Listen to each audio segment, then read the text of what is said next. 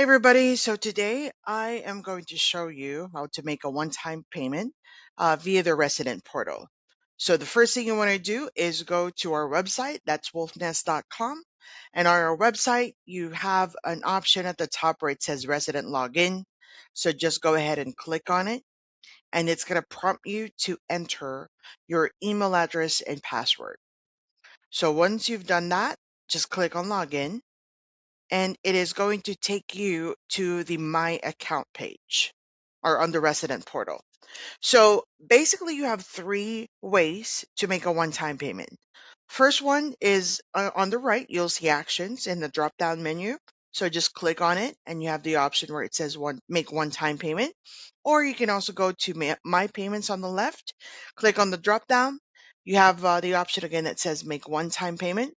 And under payment accounts, or if you want to try under payment accounts, just click on it, and it's going to give you the option in the middle that says make one-time payment. So whatever option you choose from, it's going to route you to the same page.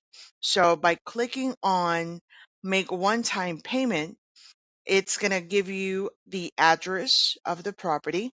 The payment method, just select whatever bank you have added as a payment account, or if you want to add the new one, just click on the plus sign here next to the add payment account, and then you have the payment amount. So just make sure you put in the exact amount for the rental rate, and then for the payment date, because usually for the payment to be processed, it takes about 3 to 5 days. So you have to make sure that you have enough balance within that 3 to 5 days for the payment to go through. So once you've done that, just make sure you click on the submit button, and that's going to begin the processing of the one-time payment.